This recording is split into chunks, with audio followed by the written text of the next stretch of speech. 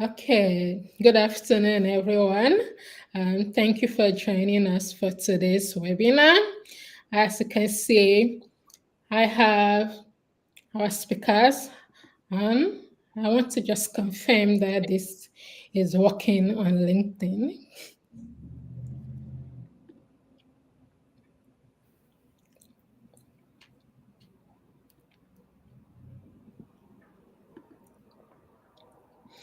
Okay.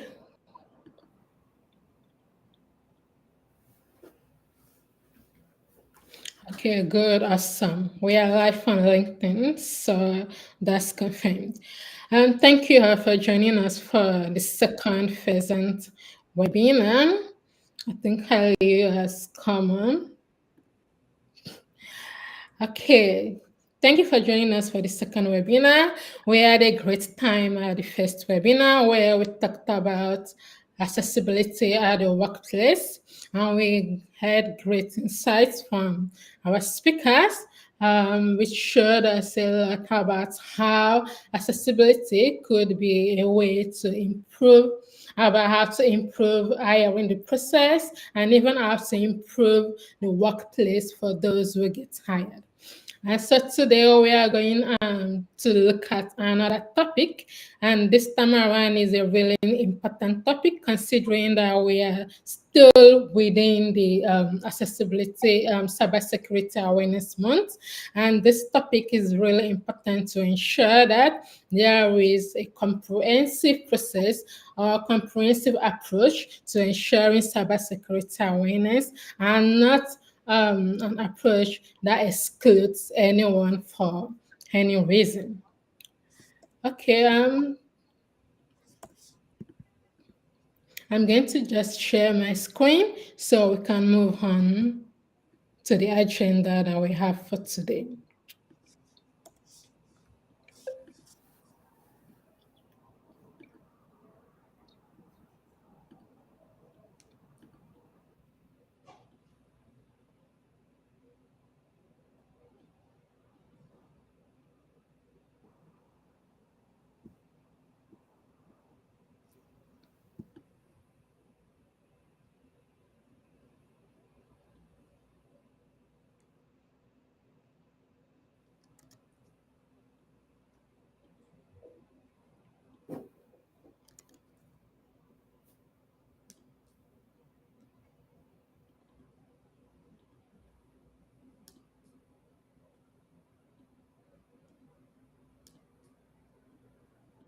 Faith, Slow. Faith's network is lagging a little bit.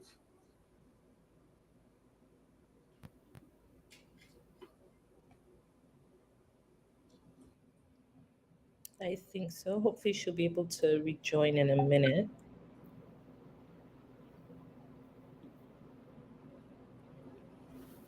Okay. Well, before Faith joins, I think the first.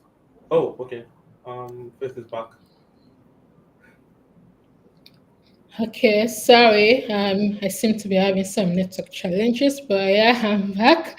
So, just to move on to the agenda for today, um, just some housekeeping before we move on. For those who are going to need captions for this webinar, LinkedIn Live has the auto captions option. So please you can turn that on so you can follow along. And also, we're going to expect you to keep the conversation respectful. If you have questions for our speakers or comments that you would like to make, please ensure our conversations are respectful. And of course, please pay attention as we go on and take notes that you can use to have further conversations with others. And you can use the chat to ask your questions as we go on. Once we get to the questions and answer section, I'm going to be checking the LinkedIn Live to see if there are any questions. And you are free to share your key takeaways during or after the session. So if you think there is this really good insight that you got from any of the speakers, please share it and of course tag us and tag the speakers when you share on social media. Our agenda for today is really simple. I've already done the welcome and housekeeping. So now I'm going to hand over to Ali, who is the CEO of Pheasant, to give us some opening remarks. And then we're going to move on to Emily's presentation. Yeah, thank you very much for that great intro, Faith. Um, yeah, I just wanted to say a few things. I mean, accessibility in cybersecurity is so important because um, we need to make sure that we are protecting everyone and not excluding people or making people disadvantaged when it comes to that protection. Because if you have a situation where people are not able to get the right education, then it restricts their ability to get into the cybersecurity field. But also when it comes to our security awareness practices, if you have a situation where security awareness isn't accessible enough, then of course that puts people who are not able to access it at risk. Um, so yeah, this is a very passionate topic for us. I hope you enjoy it, and thank you very much to Faith for putting it together, and to our speakers, Emily and Doshima. We really appreciate your time, and yeah, I'll be here in the chats. Maybe I'll have one or two questions to ask you as well, and yeah, over to you, Faith. All right. Thank you very much. So, still following our agenda, we are going to move on to Emily's presentation. But first, let me introduce our amazing speaker.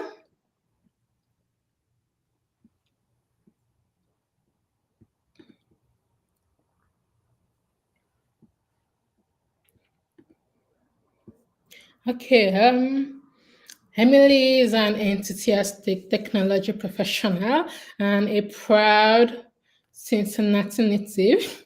She graduated from the University of Cincinnati in 2023 with a bachelor's in interdisciplinary studies with concentrations in IT, English, and medical humanities. She is a passionate advocate for functional creative accessibility, especially in education. As an access technology specialist at the Cincinnati Association for the Blind, Emily provides individualized training on Mac and Windows screen readers, Braille displays, stickers, and other non-assistive technology. In addition, she has been a speaker at several national and international technology conferences to advocate for the accessibility of digital education materials. Outside of work, she is an avid consumer of science and history podcasts, a proud alumni of the Phantom Regiment and the UC Machine Band, and loves going on adventures with her guide dog, Beulah. Thank you, Emily, for joining us today. I would share your slides now so you can have your presentation. All right. Thank you so much for that introduction, Faith. I really appreciate it. And I'm so excited to be here. Thanks to all of your hard work putting this together. All right. So the topic of my presentation is on cybersecurity non-visual accessibility. So specifically on education in cybersecurity. And thank you, Faith, for moving my slides for me. Next slide.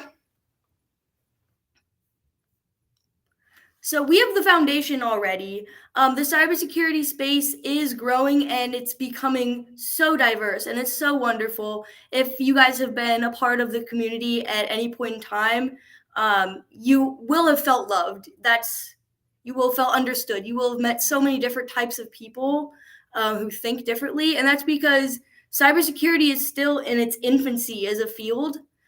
So people that are in the cybersecurity profession now have come from all different careers and educational backgrounds and different places all around the world. So it's sort of a melting pot of IT, a melting pot of business and thought processes that it's what makes cybersecurity so special. Next slide. So the goal, our end goal is to ensure that accredited cybersecurity degree programs have ample resources to support and prepare creative, passionate people to join our workforce. So anybody who wants to be a cybersecurity professional and has the energy and the passion for cybersecurity should be able to pursue this career. No matter what degree program you choose, there should be a way for you to join us and to learn our software tools and learn the processes and just get an education in a field that interests you. So, like any other field, and in cybersecurity, it's especially important to have people come from a background where they can have that support and have training from somewhere that will prepare them for the real world. All right, next slide. So I'll start with what makes education accessible in general. So an accessible classroom, for example, for sure it's going to be universally beneficial. So anybody who comes into that room, no matter what disability they might have, can bring something out of it. There will be takeaways for anybody in that room. The takeaways might be different, but that means the goals have to be set. Goals have to be even. So if we want an even outcome, we need to have even goals for all of our students. And that means if in the class something isn't working, we still have to work through that so that students can learn no matter the situation. Accessible class software, which I would definitely touch on later, but that is a huge component of accessible education, especially in 2024. And simple, flexible solutions. So no overcomplication and thinking creatively. So usually the simplest accessibility solution is the best. No need to overcomplicate things. And also it's really important to have an open mind when it comes to providing accessible education, accessible courses, listening and learning, and just being open to soaking in all the information you can on both parties, anybody who's involved. Audio description and captions, obvious one, but also very important. And classroom inclusion. This one I want to tell a little bit of a story on because it still sticks with me. That made a class that wasn't accessible just absolutely non-visually accessible. So I have a visual impairment, and I was taking a class one time where we were watching a video, and the video had some visuals, and there was audio, but there wasn't any audio description. So the teacher had the class do the audio description, and it was turned into sort of a game where people would present different parts of the audio description or describe the video out as it was going on. And it was a really great way to incorporate everybody in the class into that process of making something accessible instead of sitting there and writing through like a visual description of the video. That teacher, she was wonderful and was able to just include everybody and make the environment safe and beneficial for everybody. So that's really also what I mean by something that's universally beneficial. That is an accessible education. All right, next slide.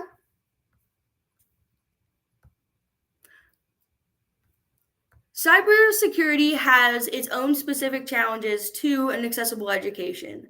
I went to the University of Cincinnati for 5 years, 4 of which I was in the College of IT, but I wasn't able to finish my degree because the last year of classes that I had to take were just completely inaccessible. And I wasn't able to, I was so tired of having to figure out how to do everything for myself. I was just tired. So I changed my degree and I graduated with an interdisciplinary studies degree.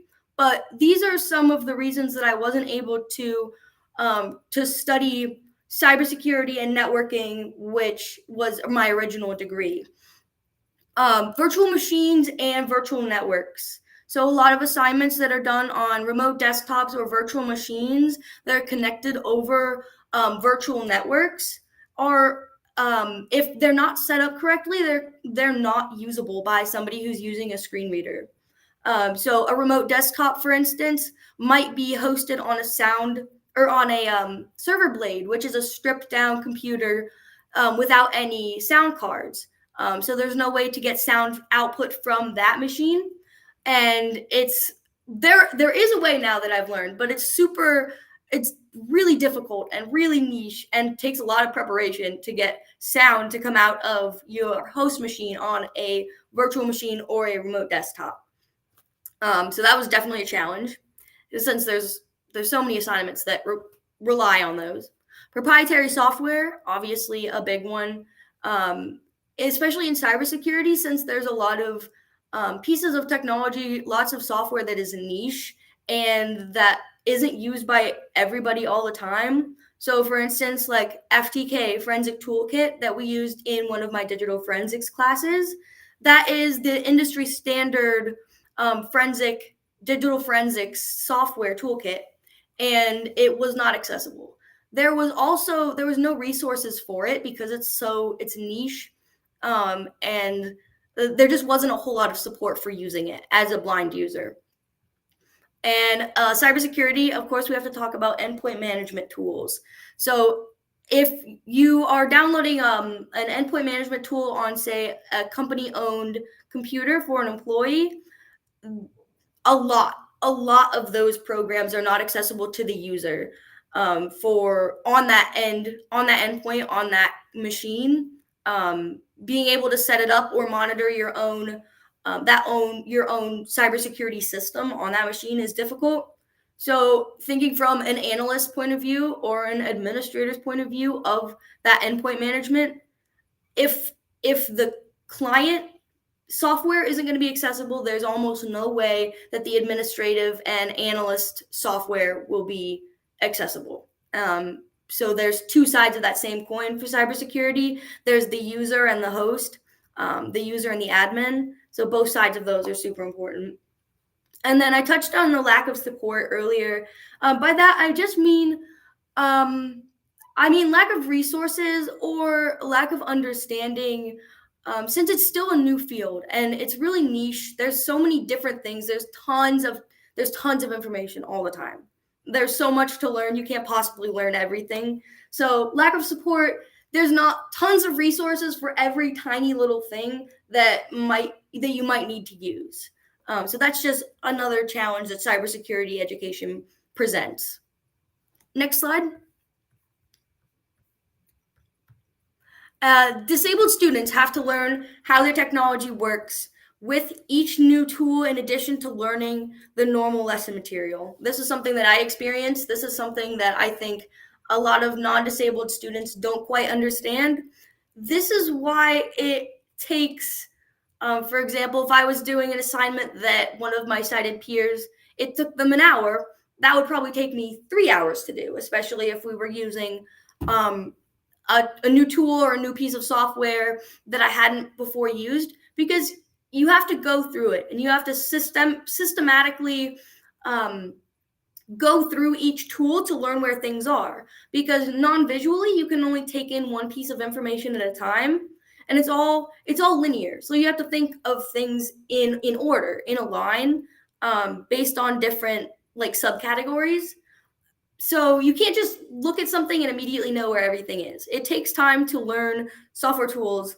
And then everybody's heard a college student be like, oh my gosh, I did 25 hours of work yesterday and I had this exam, blah, blah, blah, all that. That is true. That is absolutely true. There's so much normal material in college to prepare for. So that extra level of work that has to be put in by disabled students it's something to take note of. Next slide. How can we bridge this gap between having a degree program that is so hard to attain and something that is attainable? The biggest thing is to test your software. For anybody who is teaching at an institution or has accessibility experience in anything, test your software, especially before designing a course around it. I speak from experience. I was in a class that I could not participate in because the software that was being used, that the course was designed around, was not accessible. I wasn't able to use it. So I wasn't able to learn the material in that class. It's a really big problem to design courses around one piece of software that doesn't work for somebody. It might be one person in the class, but it's that whole class to that one person. Test your software before purchasing entire organization subscription. Save your money and don't waste it on something that isn't going to work for all of your employees or all of your students. Test your software even if you have seen an updated VPAT. And for those of you who might not be familiar, VPAT is a voluntary accessibility audit essentially done by the company. So the company that produces the tool or the software can go through and write up the level of accessibility in their tool. So even if there's an updated VPAT, make sure to go have somebody test the software, go through it yourself. Make sure somebody firsthand has used the software, like with assistive technology of some variety. And my favorite one is test your software so that you can think like a blind user. It's changing your perspective when you use software, use a screen reader that you're not necessarily used to. And thinking like a blind user, like I said a minute ago, everything is linear. You don't think of things in terms of, oh, it's this panel is to the right or above this picture. Everything sort of reads in order, and it's grouped under sub-elements and different parts of the website. But it's really important to think like a blind user because blind people and sighted people don't think the same. And that goes for people with all disabilities. It's just a different way of thinking when you have to interact with the world differently. So it's really fun to think from other people's perspectives too. Next slide. All right. Accessibility solutions will never be perfect. And I mean by that accessibility will always have more to do. There will always be something to keep going on, keep working on, something to make better. And so there's no real end goal, which is awesome. And accessibility will never be perfect. The best we can do is the best we can do. And that's not an excuse. We can do so much better. But just not expecting perfection all the time leaves room for us to think about creative solutions that will further the accessibility in cybersecurity and in other fields. Nobody knows everything, and that's why we have to work together. So not one person knows everything about every cybersecurity tool out there. Not one person knows everything about screen readers. I don't know everything about assistive technology, even though that's my job, and I've spent a lot of time learning. I don't know everything. And so it's really important to work in a group and rely on those people around you who might know more about things that you're working on so that you just get stronger as a team. You can build more on knowledge that's gathered together, which is another reason why it's so fantastic that cybersecurity is an incredibly diverse community. And we want to keep that diversity going. We want to make sure that we still have all of those different ways of thinking that are in our field, because that makes it special. And lastly, treat people with kindness. This is just a general rule. Make sure that you can put yourself in somebody else's shoes. So shift your perspective, and that will help you. You'll see the world a little bit differently every time you can think from somebody else's perspective. And so, obviously, be kind to one another. That's just a general takeaway from today. And accessibility, we are just in the field of people helping people. So giving people access to the things that they should have access to, it's really fun. We get to be creative and think and have all these fun problems to solve. But so, except cybersecurity does present its own specific challenges, but it's nothing we can't overcome. And next slide, which I believe is the last.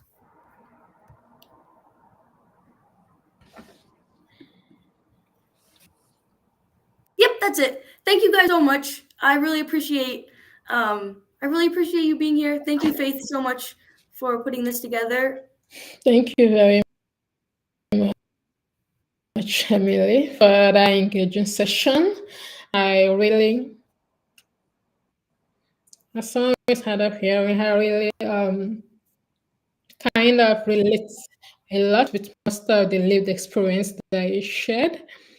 My key takeaway, I think, is you talking about thinking like a blind user or thinking like someone who has special needs.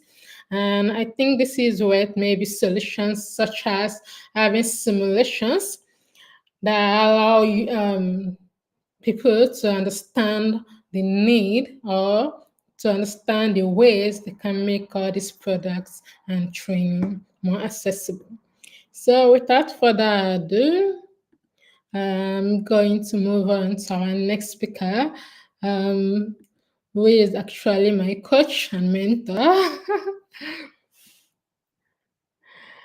And so I'm going to just introduce her and then she would have the floor. So Dushima is a communications and risk management trusted advisor. She's skilled in collaborating with stakeholders to align information security initiatives and businesses to align information security initiatives with business objectives and IT governance frameworks to protect value creation and ensure regulatory compliance. She graduated with honors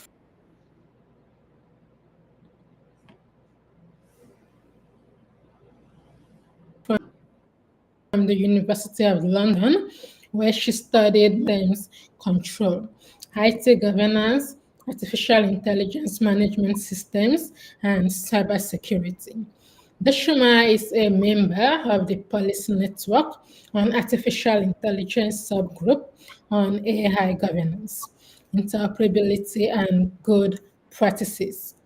PNAI is a global multi-stakeholder effort hosted by the United Nations Internet Governance Forum to address policy matters related to the governance of artificial intelligence, foster dialogue, exchange practices, and contribute to the global AI policy discourse.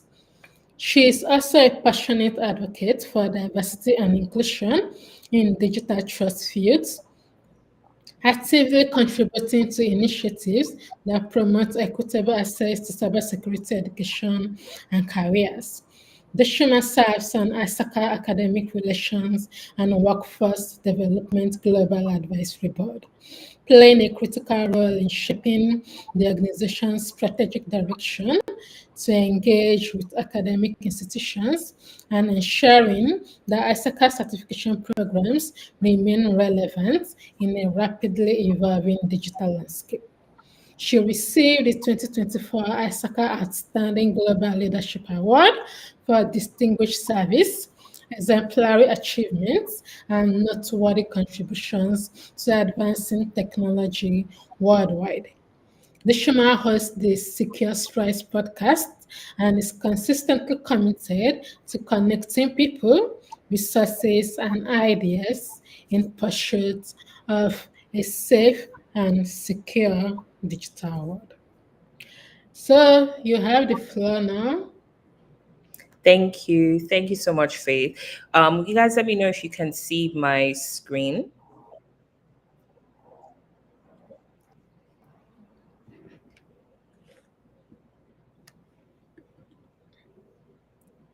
Can you see my screen?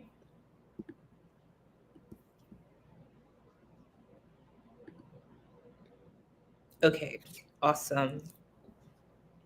Yeah, I can see your screen. You can go ahead. Okay, awesome. Thank you. Thank you so much, Faith, for the introduction. It's a pleasure to be with you guys here today, talking about a very important topic, accessibility in cybersecurity education.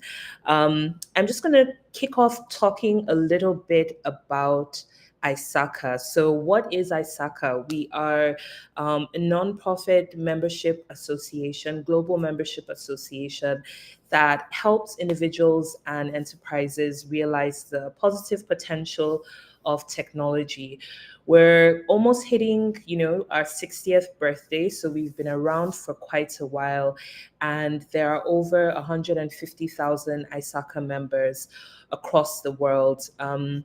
We have over 224 chapters across 188 countries. And this number has actually just gone up to 226 because we've welcomed two new chapters, one in Florida and one in Eastern Europe in Georgia. So it's a wide network of technologies, of professionals working across technology that rely on each other for a lot of things. So when we say digital trust or technology, our members generally do anything, but it's at the intersection of cybersecurity, IT audits, IT risk management, governance, compliance, and privacy as well. So this is just a bit about our global footprint. We've got chapters and members on all the continents, well, except Antarctica for sure. Now, one of the things that ISACA is most known for is our certifications. And this really is the hub of what we do and where a lot of work goes on when it comes to cybersecurity education. So some of our most popular certifications are around information systems audit, information security, enterprise governance of IT, risk management, and information systems control. And our certifications frequently appear in, global lists of the highest paying IT certifications. So a lot has gone into this body of work by our professionals. So I wanted us to take a look at some of the market trends, and then we'll take a look at the way ISACA is approaching solving some of these challenges. So as Faith mentioned, I sit on the advisory board for academic relations and workforce development. And one of the things that we look at and invest our time in understanding is the way that different trends are impacting the future of work. And some of these trends that we've noticed in the last couple of years include just how much labor markets are under strain and talent is underutilized. There's usually always a disconnect.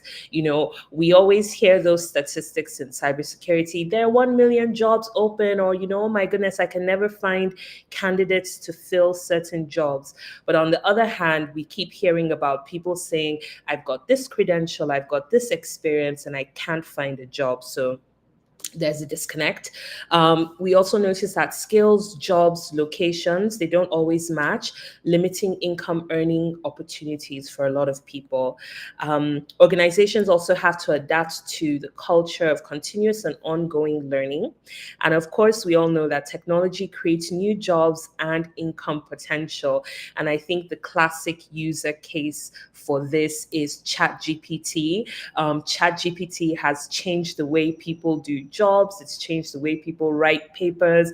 It's changed the way people study. I have a friend that even uses, ChatGPT to come up with, her children's menu. So it's changing the way we complete basic tasks at home as well. So another change or trend that we've noticed is that digitally enabled independent work is also on the rise. And of course, Emily mentioned a lot of those features in her presentation. Digital talent platforms are also improving job matching. And of course, many activities have the potential to be automated.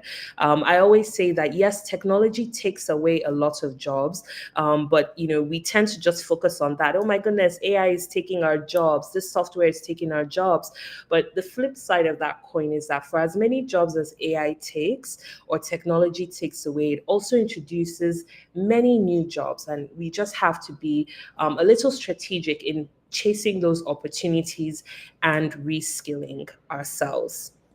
So, overall, I mean, it is to say that yes, the changes and trends that we see do create challenges, especially in cybersecurity. We all know that it's a demanding field, it has unique challenges, especially around access, especially for underrepresented groups. And when we say underrepresented groups, we're not just talking about, okay, gender, it can be race, it can be disability, it can even be geographical location. Barriers also include high costs of training. I always say that I have a gripe with some of these free cybersecurity certifications that are quite actively promoted in the marketplace. And I have a huge problem with them because there's such a gap in them between what are really meaningful certifications that will really change the game in your career and will really teach you what you need to know. So yes, I'm all for awareness, but don't give people the impression that this free training you're offering for 3 to 6 months is going to change the game. No, good cybersecurity training or certifications that are going to be meaningful in your career and are going to actually equip you with the skills that you need to solve some of the greatest challenges that we see in the industry. They're not cheap, okay? They cost a pretty penny, and that can be a barrier of access. Of course, as Emily mentioned, and the theme for this whole presentation is that there's a lack of accessible content for those with disabilities. That is a huge challenge that we're working on to try and make sure that there are options for a diverse group of learners. In certain countries, for example, there are no testing centers for certain certifications. So even if you do have the resources, even if you do have the ability to study, there just might not be a testing center in your location, and you have to factor in travel. For some of us, that don't have global passports, you have to think about getting a visa and all of that. So those are some barriers that people encounter as well.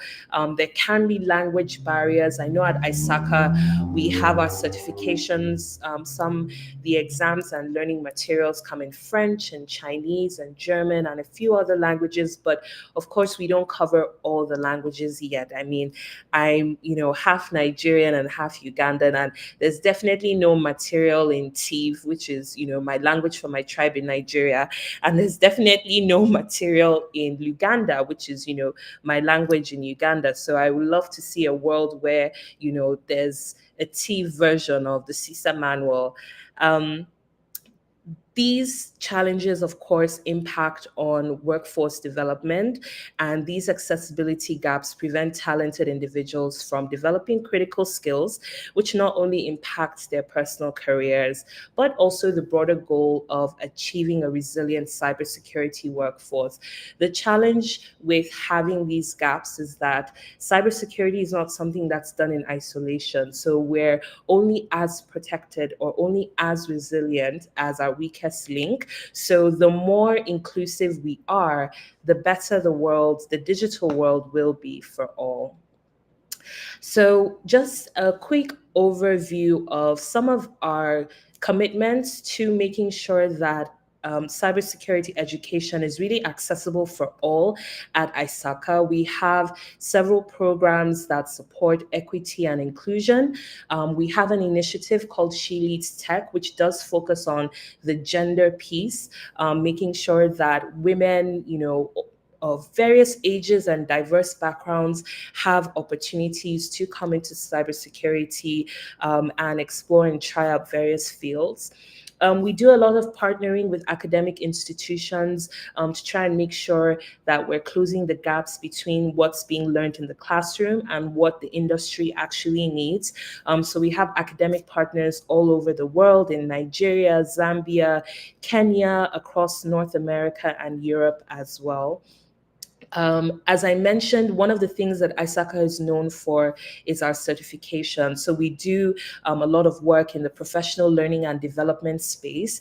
And a lot of our certificates and certifications and exams and all of that are targeted toward, mid to senior career professionals. And we definitely took on that feedback and noticed that trend that, people who were either just switching into cybersecurity, people who were recently graduating, sort of people with under 5 years of experience were struggling a little bit. So we have a whole suite of certifications that address these challenges. So we have things like our IT fundamentals, IT audit fundamentals, cybersecurity fundamentals.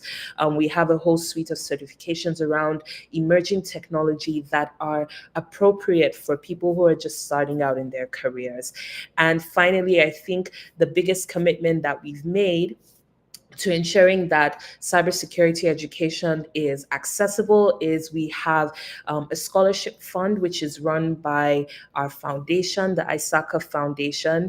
And since 2022, they've given out over $200,000 in scholarships to various students around the world.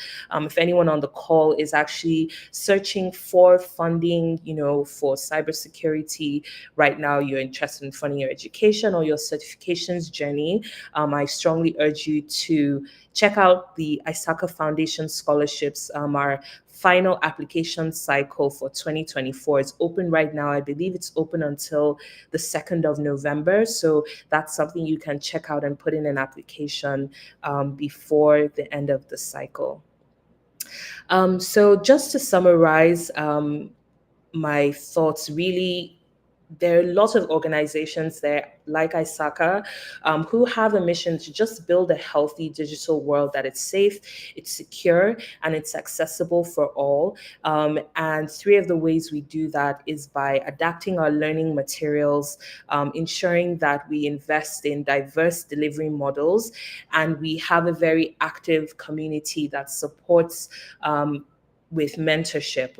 Like Faith said, we've met through some of, these communities, and, we've been on a journey for quite a while. So mentorship and community support is really important. And on a final note, I just want to also say that it's not sort of these big organizations' responsibility alone. Yes, they do have a role to play, but those of us in the audience, you can contribute to improving accessibility in your own little way. You can mentor someone.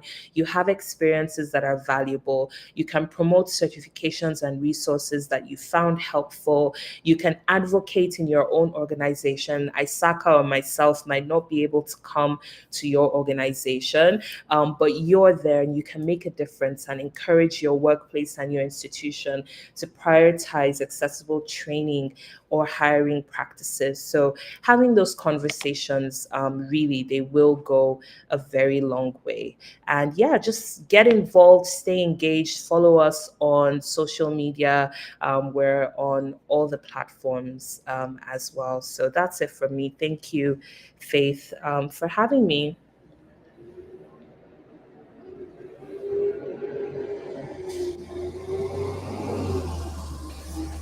Thank you very much for sharing that perspective. And that was why I decided on inviting you both, so you both can give us like perspective on both ends, on the ends of those who are learning and on the ends of those who are instructors. So thank you for sharing that. And I think my key takeaway from all you said is that this accessibility journey is a collective effort. It's not something that a single person or a single company or a single organization can take on alone. It's something that everyone needs to get involved in. So, without wasting much time, let's move on to the panel session of today's webinar. So I'm going to have some maybe tough questions, but you both can take turns in answering and decide on who wants to go first, and if the second person wants to add more to the first person's answer. Let me just share my screen so that it's kind of easier to follow along with the questions.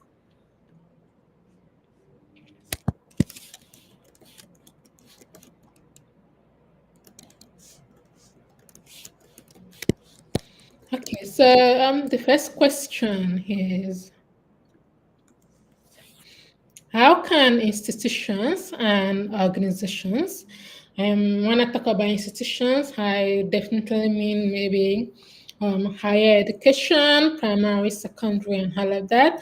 And then when I talk about organizations, I mean companies that provide personal development training programs and all of that. So, how can institutions and organizations ensure that their cybersecurity educational programs are accessible to all, including those with disabilities?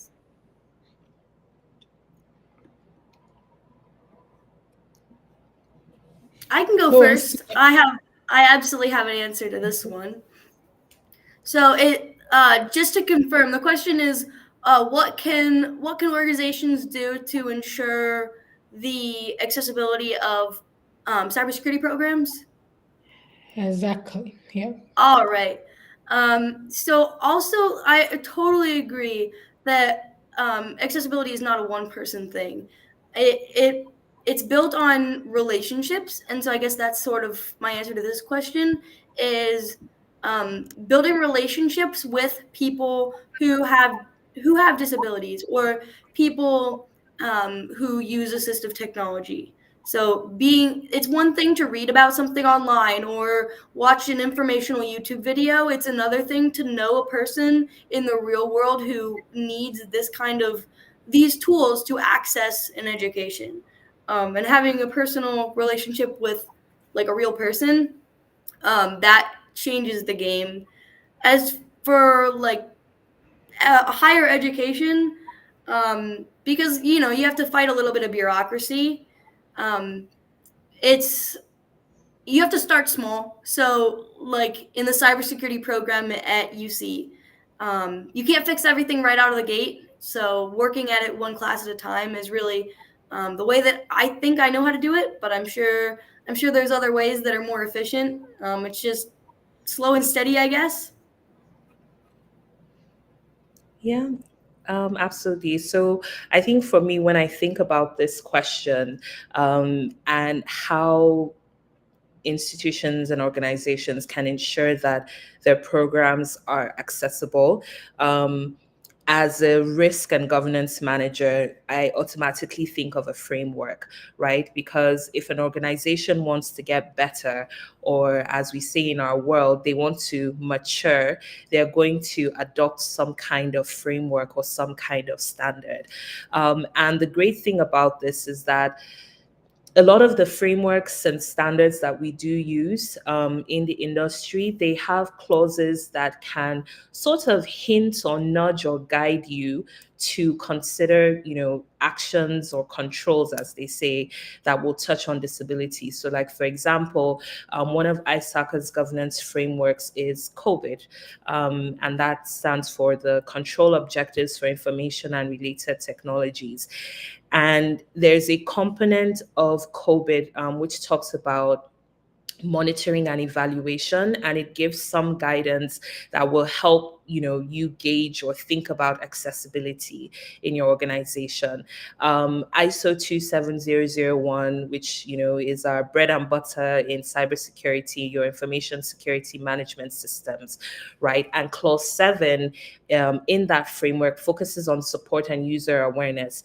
Okay, so that can include your user accessibility needs, such as accommodating disabilities within the scope of information access. So if you're an organization that's trying to get better, you'll be searching for some kind of guidance, and there's a lot of guidance. I think also there's a new standard that came out earlier this year from ISO 42001 for AI management systems. And there's a clause in there as well that says if organizations are using AI and incorporating it into their processes, there's a part in that as well which talks about awareness and asking your users those questions. So that would be my recommendation. If anyone is thinking, how do we become accessible? You should be looking to whatever standards are accepted in your industry. And, I'm almost ready to bet, 9 out of 10 times there's going to be some guidance in there that you can follow that will help you to consistently improve. Thank you very much. I do agree totally. It's important to ask the users, how do you think we can make things better for you? What do you need? How can we help you out? And this reminds me of my time during my master's program. The school organization never asked me if I had needs that they could meet. So I had to take things into my hands, like Emily was saying initially. I have to be the one to sort my problems myself without support. And so what I had to do was at each class, I had to go meet the lecturer and ask them to use a microphone. So it's easier for my captions to pick whatever they are saying. And there was this classrooms that actually were not fitted with microphones. And so that kind of even made things harder for me. But I am very sure that if they had incorporated asking questions into their admission process and all of that, at least they were very good at asking me for lots of documents, but we're not good at trying to ensure that they meet some of the needs that I have previously had. So thank you for sharing all of that. Let me just move on to the next question.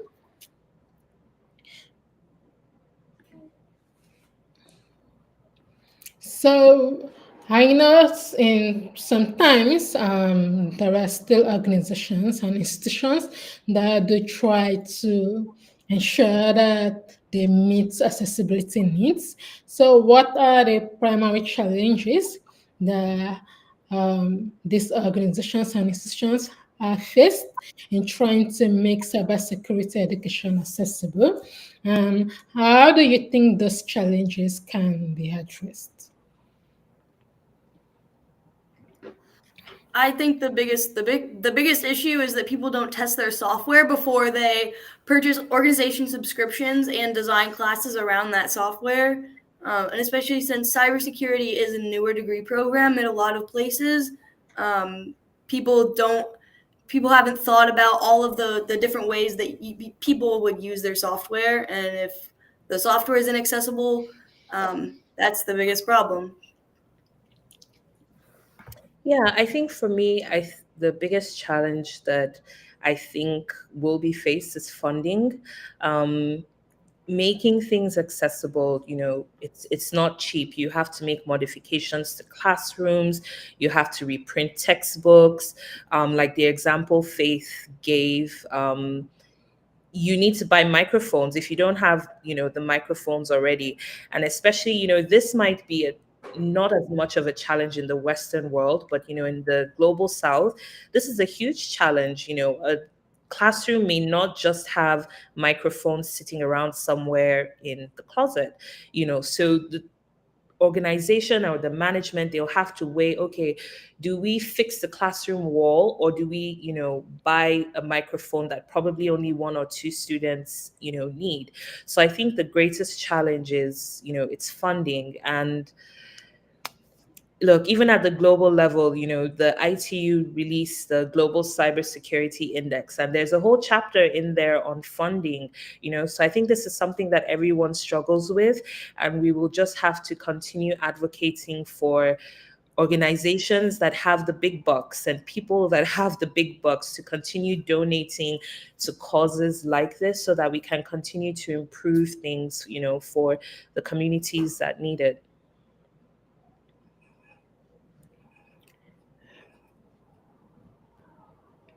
Yeah, thanks for sharing your thoughts. Um, at risk of turning this into a debate, I was going to give a counter response to your statement that funding, the accessibility is expensive or cost more funding. But that's not for today. I think that was one of the myths that we kind of discussed one time when we were talking about myths about accessibility. And one of those myths is people like to say making things accessible means more expenses or requires more resources. But at the end of the day, I kind of disagree with that because Well, it might. it's it's actually a conversation you need to have, because if so many of us have this assumption and we don't take action, at the end of the day, it only, it, like, it's not a problem for us that have the assumptions. So I think it is, sometimes we shy away from conflict, but I think you do need to, and everyone who knows, because knows better, definitely needs to engage in that conversation. Because if the people that are in charge of making these changes continue to think that it's more expensive, they're not going to take necessary actions until they see and keep hearing a differing opinion. So by all means, get into those Twitter chats, and get into those conversations and those arguments, and challenge people to see and think about things a different way. Yeah. Thank you, and which is why I'm really glad about this webinar, which are opportunities to have all these conversations and for everyone to learn more about how these things actually do work. So, our next question is, the reason behind inviting you both is to get perspectives on both ends. So I'm wondering if you both could share some success stories or even case studies of effectively led accessibility initiatives in cybersecurity education. And what do you think were the key factors that contributed to those initiatives being successful? So I think for us, with the work that we do at the foundation, like I mentioned, we started a scholarship fund 2 years ago, and we're just starting to see the results and the impact of those investments. Our students have, gone on to finish their degrees and be competitive candidates in the marketplace. They've now had time to pay for, study, and pass their exams, so they're feeling more confident. And I think those are just, some of the things that make us feel sort of like, I'm really glad, that we did it. So success stories, they're still building, but I mean, we can definitely see the transformational impact that, some of these opportunities have given the recipients so far. And key factors for success, to be honest, I think it's really just the student. If you find the right group of people, or the right candidate, that they're determined, they're passionate, all we just come in is come in and provide access and opportunity via the scholarship fund.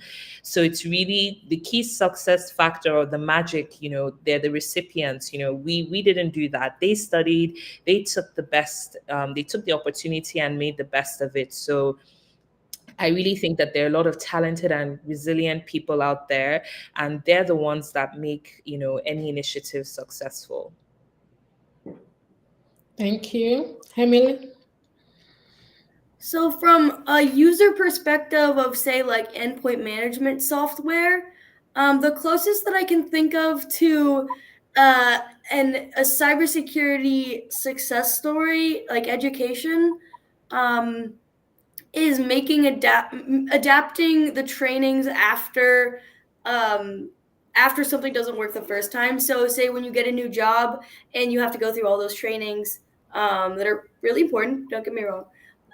But if they're videos with no description, or if they're PDFs or pictures with no alt text, it doesn't give a whole lot of information to someone who can't see the visuals. And so at a previous job that I had working with the security manager. He was able to send me a copy of all of the resources in a different format. Um, but it wasn't. It was just thinking about it sort of after the fact.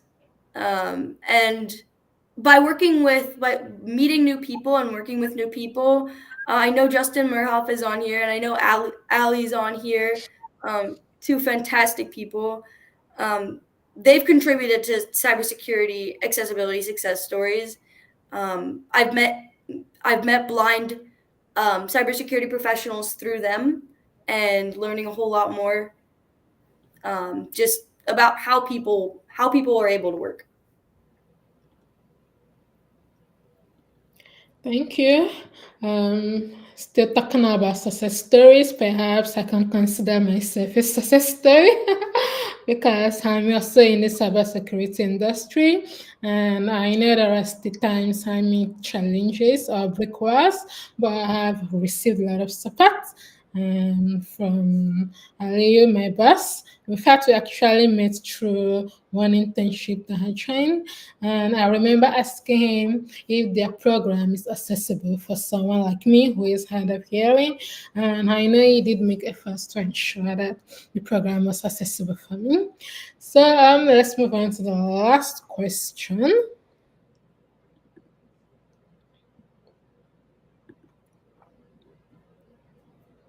So yeah, last was as we round up, what immediate steps can everyone, but on the learner side and the instructor side, take to improve accessibility in cybersecurity education?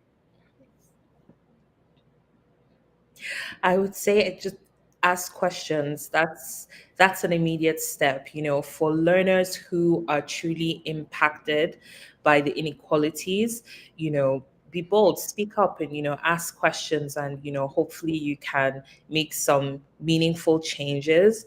And for us as instructors, we also need to ask questions and reach out to get that feedback if everyone is truly absorbing or receiving the information that we're sharing the same way. So that would be my, offering of an immediate step that everyone can take. I have to jump off of something Dishima said earlier. Take a chance on people and trust people that they can do something because there's a talent pool that's being underutilized. And exactly like what you just said, ask questions, learn about people, learn about different experiences. Um, Meet one new person today. That's always a good goal. Have a conversation with one new person today. And just getting any type of new perspective will help you be a better professional in whatever field you're doing, including cybersecurity. Thank you very much. I really appreciate your insights and contributions to this conversation. I'm wondering if Ali is back so he can give us the closing remarks before we round up. Okay, I'm going to assume he's now back. Okay, so we come to the end of today's webinar, and I really learned a lot. And for those of us who are watching on LinkedIn Live, I hope you can share your key takeaways and tag us so we can keep the conversation going. And thank you so much to our speakers for spending their time with us. And we did learn a lot, and I'm sure you all also learned a lot. So, till next time. Thank you so much, Faith. I think we have a few questions and comments that came into the chat. So I guess we will answer, or Faith will answer those. But Oh, yeah. Thanks for reminding me. I Let saw a me check. question about I where totally forgot where we about can report the questions and accessibility. answer. So, let me check the chat for questions. Yes, please do. There's a But I lot. guess Emily is leaving us. Anna Liu is back. Oh, I see a question. Um, Hi, Faith. Please, I would like to hear more about your opinion about how people think accessibility is more expensive when it's not exactly what we're about arguing. So, I ask this because I believe financial considerations play a significant role in decision making. Investors are more likely to invest in improvements when they are assured of financial benefits or, at the very least, a minimized risk of loss. While I understand that making things accessible should be regarded as a fundamental requirement, the reality often suggests that it can be more costly. Is that a question you wanted to respond to? No, So the question I saw was about does if there is an email that accessibility errors can be reported to for ISACA. And yep, you can contact us from our website on isaca.org. There's a interactive page called Contact Us where you can, submit your email or your query to us, and someone will pick that up. So yeah, they definitely can do that. all right. Does anyone want to take a stab at the question that was asked?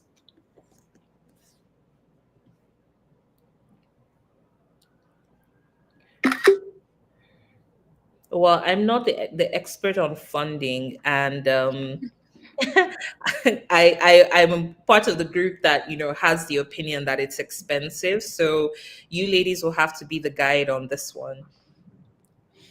Okay. I know I did mention that we wouldn't get into argument on this particular question. But one comment I would probably want to make is that have anyone has heard about the curb effect before? This is something that relates to. Oh, I can see Ali is back. Let me add him. Okay. Yeah. Uh, Okay, my comment on the question about accessibility being more expensive is if we've heard about the curb effect, which is some laws that were kind of introduced for specific reasons or for those with disabilities, but eventually became something that was used by everyone. There are lots of examples to this, like the ramps that we have today. It's not only those in wheelchairs that use a ramp. If you are dragging your luggage, you most likely would want to use a ramp instead of having to lift it. And so there are a lot of examples of laws or approaches that were initially intended for people with disabilities, but eventually became useful for everyone. So that's the mindset I kind of used to approach when discussing things about accessibility being more expensive. I even think that in the long run, it is cost effective because it's also going to increase the number of users or the number of customers that would then begin to use these products or services. So I'm wondering if Ali, you has something to say or to add. Um, yeah, I think you pretty much captured it. Um, but I also wanted to add something like accessibility is something that can let's look at it from the perspective of software, for instance, right? Um, if you have good training, if your developers are trained on the best practices on accessibility standards, then developing software to be accessible becomes the default, right? You don't end up developing software that's not accessible and then having to spend more time and effort and money to making it accessible. So yeah, it depends. It depends on what the approach is. But again, like if you're talking when we're talking about the benefits from a human perspective, from but also from a business perspective, it far outweighs whatever expenses are going to be put into it because you're able to access more audiences. People will be much happier. You get better user experience as well because just like Faith explained, anything that's made more accessible improves the user experience for basically everyone, not just people with disabilities. Um, but if you're talking about focusing on the expense side of things, honestly, I think there's so many improvements that can be made in accessibility without even allocating a special budget for it. Like they're just little things that we can start doing, like adding alt text to images. So it's just a matter of like the approach and the mindset. Like if you're able to get more people on board, then it can cost zero and still you can still make a lot of improvements.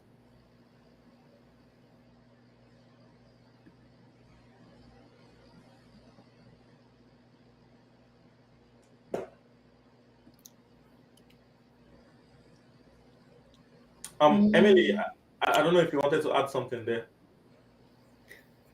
No, I don't really have anything to add. You guys really covered. Yeah. okay. I'm guessing that's it.